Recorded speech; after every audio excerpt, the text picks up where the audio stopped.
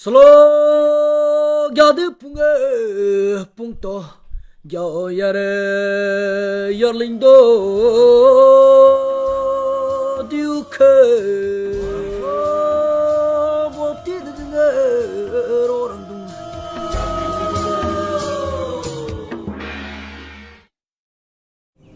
उत्तर पूर्व भारत के अरुणाचल प्रदेश की हरी भरी घाटी के बीच में एक छोटा सा समुदाय बसा है जिसे ताकुस कहा जाता है। नीशी जनजाति का हिस्सा बड़े आबोतानी कबीले के वंश ताकुस अरुणाचल प्रदेश में दो प्रमुख बेल्टों में रहते हैं। एक कामेंग नदी बेल्ट के साथ ईस्ट कामेंग ताकू और दूसरा कुरुंकुमे बेल्ट में करादादी ताकू। इन बेल्टों के निवासियों को एक दूसरे के अस्तित्व के बारे में भी पता नहीं था और ज्योग्राफिकल वास्टनेस और कम्युनिकेशन के अभाव के कारण एक बार फिर से एकजुट होने में कई साल लग गए। तो यह सब कैसे हुआ? ये लोग फिर से कैसे मिले? लेकिन पहले हम पूर्व कामेंग ताकुस पर एक नजर डालते हैं। पाबुआ ताकू। ताकुस का यह गांव न्यूबुनिर्गम की प्रार्थनाओं से समृद्ध माना जाता है। वे केवल कुशाल वक्ता है जो पूर्व कामेंग जिले के मुख्यालय सेपा में जाने जाते हैं। वे ही पुराने परंपरा को आज तक जीवित रखे हुए हैं। मंत्र मुक्त कर देने वाली पाचा नदी से यह घिरा हुआ है। यह मछली की कई प्रजातियों का घर है और साथ ही कई ज्ञात लेकिन निश्चित रूप से पूरे जिले के बेस्ट संतरा उत्पादनों में से एक है। सामुदायिक मछली पकड़ना यहाँ का एक बड़ा आकर्षण है। यह एक समुदाय पुरानी प्रथा है जो पीढ़ी दर पीढ़ी से चली आ रही है और यह एक महत्वपूर्ण घटना है क्योंकि यह भाईचारों का प्रतीक है और टीम प्रयास के महत्व को सिखाती है। हर साल सर्दियों के मौसम की शुरुआत में शाम के समय पूरे नदी तल पर अड्डर नामक जाल बिछाया जाता है।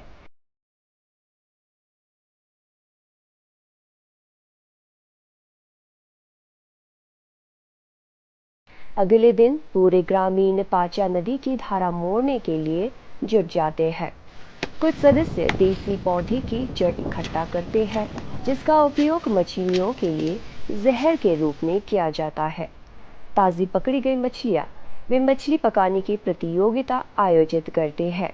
खाना पकाने के लिए बांस की नालियों का उपयोग किया जाता है। सबसे अच्छी विनिंग डिशेस बड़ों को सम्मान के प्रतीक के रूप में एक विशेष तरीके से परोसे जाते हैं। वे घर पर बड़ी दावत के लिए बची हुई मछलियाँ वापस लाते हैं। यह खुशियों का समय है जहाँ महिलाएं और बच्चे एक साथ मछली का आनंद लेते हैं। पाबुआ के निवासी श्री ताचम ताकू हमें बताते हैं कि यह वह अवसर है जो वर्ष में एक बार आता है और जब हम सभी को युवा और वृद्ध लोगों के साथ समय साझा करने का मौका मिलता है। याशिंग बाना ताकू। सेपा मुख्यालय से 35 किलोमीटर बाना नामक एक खूबसूरत सर्कल है जहां ताकुस का एक छोटा सा गांव स्थित है जिसे पहले ग्रोदेस के नाम से जाना जाता था।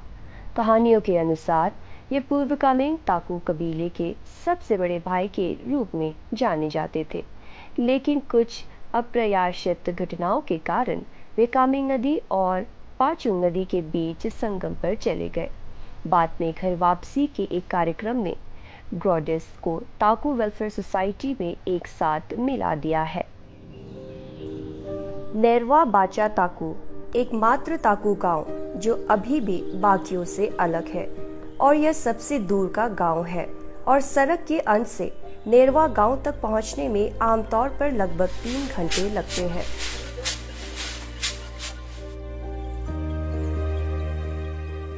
इसी गांव में याबिया लंगपक नामक चट्टान आज भी खड़ी है। ताफो बाचा ताकू प्रसिद्ध न्यूबुनिर्गम ने बताया कि यह पत्थर हमारे पूर्वजों के प्रवासी मार्गों का प्रमाण है। इसके अलावा उन्होंने पादम और ब्योपा पहनने के महत्व पर भी प्रकाश डाला। पादम हॉर्नबिल की चोंच और ईगल पंख से सजी एक नीशी पुरुषों की टोपी है जो वफादारी और शक्ति का प्रतीक है। जबकि राकेट ड्रोंगो का पंख लीडरशिप का प्रतीक होता है। ऐसा माना जाता है कि यह बात पिता द्वारा अपने बेटे को तब बता दी जाती है जब वह मैच्योर हो जाता है और परिवार की जिम्मेदारी लेने के लिए तैयार हो जाता है। इसलिए उन्होंने इंडिजिनियस निशी की इस अनूठी प्रथा को जारी रखने की सलाह दी है।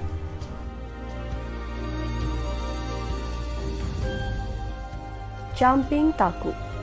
भीड़ से बहुत दूर चाम्पिंग नामक एक आकर्षित गांव है जो थोड़े से छिपे रहस्य के साथ ताकू का एक और निवास स्थान है।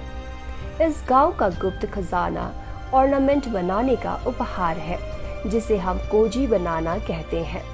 प्रसिद्ध ताकू कोजी का उत्पादन विशेष रूप से केवल इसी गांव में किया जाता है और केवल मुट्ठी भर लोग ही इस चूड़ियों को बनाने की कला जानते हैं। ताकू कोजी पूरी तरह से धातु से बना है और आम तौर पर शादी के दौरान, विशेष अतिथि, त्योहार आदि के लिए उपहार आइटम के रूप में बनाया जाता है। गांव के एक कलाकार श्री रागी ताकू से मिलते हैं। उन्होंने यह कहा कि अभी भी अपने पूर्वजों द्वारा दी गई कला का अभ्यास वह करते हैं और वह इस बात पर जोर देते हैं कि इस शिल्प को आगे बढ़ाया जाना चाहिए। चाम्पिंग के ठीक पास वाटे नामक एक और गांव है जहां दमाही ताकू एकमात्र जीवित पुजारी रहता है जिसे पूरे ताकू समुदाय का नींबू भी कहा जाता है। उन्होंने व्यक्त किया कि ओजावर एक आदिम परंपरा है जो सदियों से प्रचलित है और केवल ईश्वर प्रदत्त व्यक्ति ही ओजा बन सकता है। समन्वत एक सदियों पुरानी आध्यात्मिकता प्रथा है जो विलुप्त होने के कगार पर है। नींबू न केवल पुजारी है बल्कि हमारे समाज की भिक्षुओं की तरह है जिनके पास हमारी वंशावली, विरासत, परंपरा, लोक कथाओं आदि का असाधारण ज्ञान है। इसलिए उन्हें खोना हमारी संस्कृति की महाकाव्य पुस्तक को खोने के बराबर है। अब आइए क्रादादी ताकूस पर चलते हैं। यह पहले का ताकूस रहता था जिसे अब विलीन कर दिया गया है और इसका नाम बदलकर एक ताकू रख दिया गया है। लांगडंग ताकू गांव। यह शांत गांव एक पहाड़ की चोटी पर बसा है जहां से कुरुंग नदी की ओर जाने वाली खड़ी ढलान दिखाई देती है। ऐसा माना जाता है कि ताकू कबीले की पूर्वज पूर्व कामिंग और क्रादादी के प्रवास से पहले लंगडंग लंपक विशाल खड़ी गुफा में बस गए थे। सीके ताकू ने बताया कि महत्वपूर्ण अवसर पर वे सम्मान के प्रतीक के रूप में हमारे पूर्वजों को श्रद्धांजलि देने के लिए सामाजिक सभा आयोजित करते हैं। ऐसे अवसरों पर वे लांगपक और उसके आसपास के क्षेत्र को साफ करते हैं और युवा पीढ़ी को इस भूमि की सुरक्षा करने और हमारी विरासत को आगे बढ़ाने के बारे में कहानियां भी सुनाती है।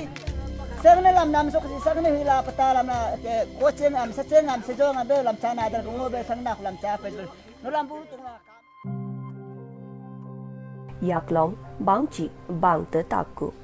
क्रादादी की तो शानदार पहाड़ों के बीच स्थित गीले चावल, बड़ी इलायची आदि की खेत का एक कृषि स्वर्ग याकलोंग नाम गांव है। यह सुंदर घाटी विभिन्न वन संसाधनों से भरपूर है और इसलिए यह एक ब्लेस्ड स्थान है। गुनगुनाने में माहिर बूढ़े व्यक्ति का कथन ऐसे रिदमिक कथन की कला को अदो के नाम से जाना जाता है। अदो हमारे डेटा और इतिहास को संरक्षित करने का एक मौखिक तरीका है जिसे ऐसी रिदमिक कविता के रूप में मौखिक रूप से प्रसारित किया जाता है। हर कोई अदबबारी की कला में माहिर नहीं होता है क्योंकि ऐसे कथानों के लिए सूरो भाषा का प्रयोग किया जाता है। इसमें हमारी वंशावली और हमारे क्लैन के इतिहास की सभी प्रामाणिक जानकारी शामिल होती है। इस विशिष्ट कथन में वह दो दिवंगत ताकू भाइयों और 1980 के दशक में उनके पूर्ण मिलन की कहानी बताते हुए दिखाई देते हैं। हमारे समुदाय की एक प्रसिद्ध महिला गायिका को एकता के गीत गाते हुए देखा जाता है, क्योंकि वह सभी ताकू भाइयों को एक साथ आने और काम करने के लिए बुलाती है। यह लोकगीत ईश्वर द्वारा हमें दिए गए जीवन और हमें कृषि का ज्ञान देने के प्रति शुक्रिया अदा करती है, और यह केवल दान के खेतों में किया जाता है। जब दान में फूल आना शुरू होता है और खेत हरे पीले होने लगते हैं।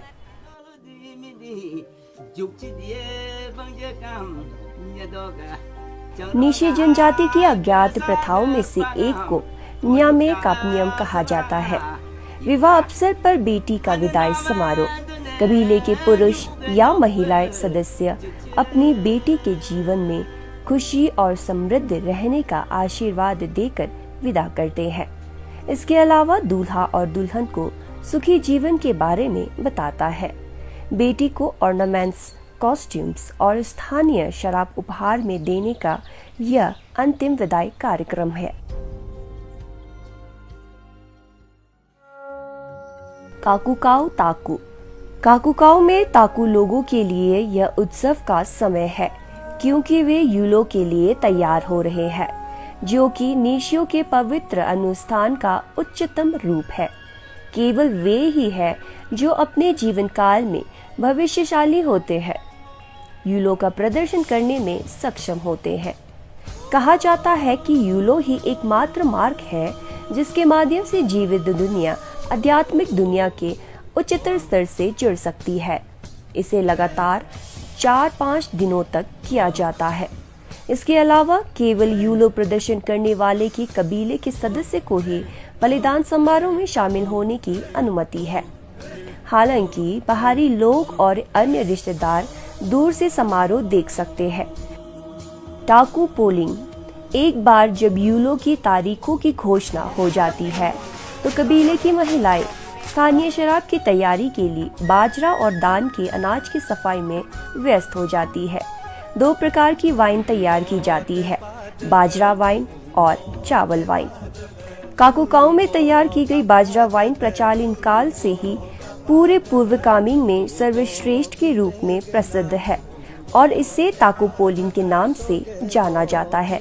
कबीले के वरिष्ठ महिलाओं में से एक पिकाप ताकू, जो एक विशेषज्ञ ब्रूअर है, अपना दुख व्यक्त करती है और कहा कि जब वह कहती है कि ताकुपोलिन बनाने की कला धीरे धीरे खत्म हो रही है और अगर इसे प्रिजर्व नहीं किया गया तो हम अपना गौरव खो सकते हैं। ताकू मतदान के वाइन हमारी संस्कृति और परंपरा का एक अभिन्न अंग है और इसलिए वह युवा पीढ़ियों से इस कला को अपनाने का अनुरोध करती है। दांगदाम नासी। नीशी का विशेष नृत्य, जिसे दांगदाम नासी कहा जाता है। ऐसे विशेष अवसर या सामाजिक समारोह में इसे किया जाता है। यह वास्तव में ढोल वादक और नृतकों के बीच की चुनौतियां है, जहां नृत्य को ढोल की थाप पर नृत्य समाप्त करना होता है। यदि वह बाजी मारने में चूक जाता है तो इसे असफल प्रदर्शन माना जाएगा। विभिन्न घटनाओं के अनुसार नृत्य की धुन और शैली अलग अलग होती है।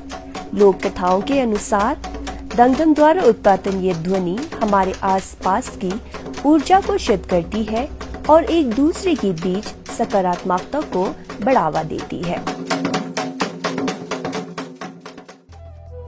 भोजन ऐसे किसी भी सभा का एक और अभिन्न तत्व है। कबीले के सदस्य इस तरह के त्योहार, यूलो, अनुष्ठान आदि के लिए विशेष सीजनल जानवरों को इकट्ठा करते हैं और उनका शिकार करते हैं।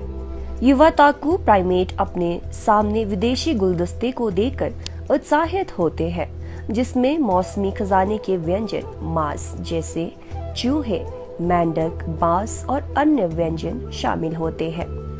खाने की आइटम की ऐसी विशेष श्रृंखला का प्रदर्शन उस विशेष परिवार की समृद्धि का प्रतीक है जो इस कार्यक्रम का आयोजन कर रहा था।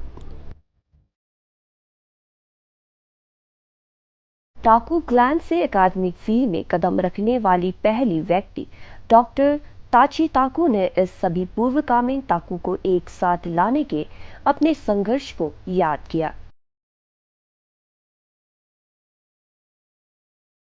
उन्होंने बीदा, तारा, तापुक, गुंची, नेरे, मिशाम आदि के साथ भाईचारे की महिमा को वापस लाने के लिए एक कठोर अभियान चलाया था। अंत में 1988 में इन सभी गांवों को फाफे के लिए मान लिया गया। पूर्ण मिलन के प्रतीक के रूप में दो मिथुन की हत्या करके भाईचारों को फिर से पूर्ण जीवित करने के लिए मतभेदों को दूर करने का एक या अनुष्ठान था।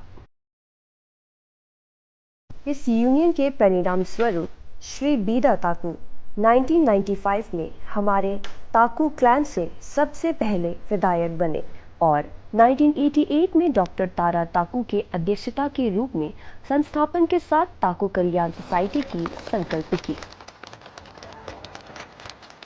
डॉक्टर तारा ताकू ने इस बात पर जोर दिया कि ताकू welfare society struggle, Perseverance, hardship और सैक्रिफाइस का परिणाम है। श्री निशाम ताकू और बीदा ताकू तत्कालीन विधायक और टीम ने 1996 में क्रादादी में कार्यक्रम के लिए क्रादादी ताकू का दौरा किया।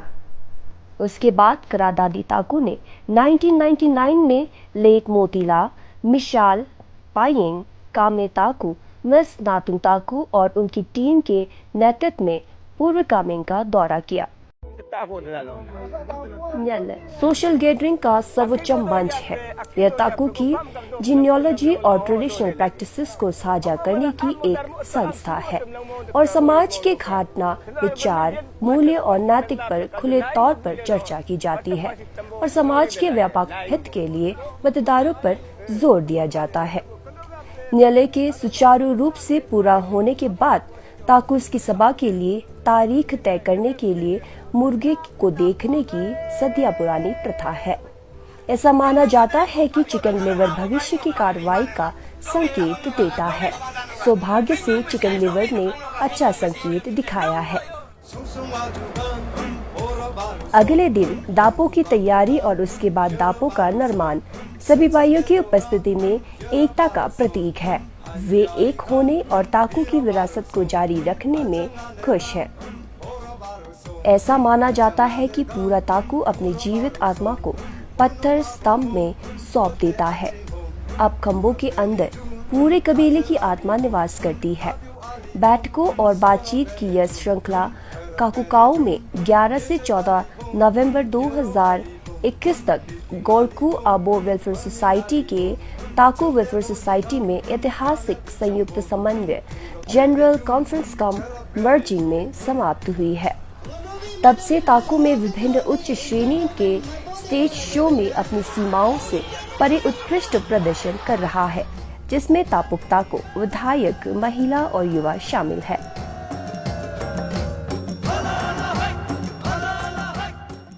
ताकू की महिलाएं समाज को एकजुट करने में महत्वपूर्ण भूमिका निभाती है। वे नृत्य के माध्यम से हमारे समृद्ध संस्कृति को बढ़ावा देती थी, जो ताकू को सभी को एक साथ बांधती है। ताकू के युवा असाधारण युद्ध नृत्य में माहिर है।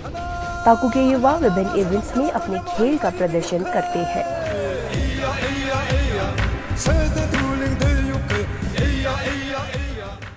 काकतुई, जितना संभव हो उतना ऊंचा कूदने का तरीका, सांख्या, गिना, तीर चलाना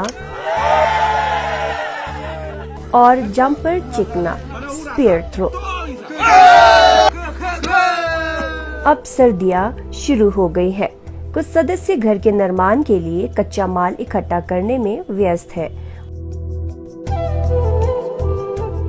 और बाकी महिलाएं आपो स्थानीय शराब परोसती है और घर के पूरा होने के बाद वे नामदो बुंगिया नामक घर प्रवेश समारोह नृत्य करती है, जहां वे उन्हें कच्चा माल देने के लिए ईश्वर और प्रकृति को धन्यवाद देते हैं और सर्वशक्तिमान ईश्वर से जीवन के लिए आशीर्वाद मांगती है।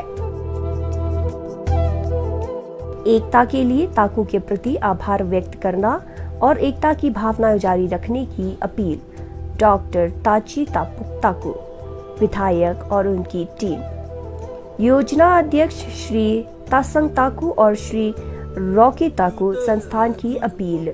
TWS का सिल्वर जुबली हो रहा है, इसलिए आप सबको ऑर्गेनाइजिंग चेयरमैन की तरफ से, ऑर्गेनाइजिंग सेक्रेटरी की तरफ से, हमारा पेरेंटल बॉडी TWS का सेंट्रल एजुकेटिव मेंबर का तरफ से हम सब आप सब के लिए वेलकम करता हूं। आप लोग पार्टिसिपेंट के लिए कोशिश कीजिए। 25वें वर्ष के जश्न की थीम युवाओं को आगे बढ़ाने और मशक्त बनने पर आधारित है। बिचंबो बुजुख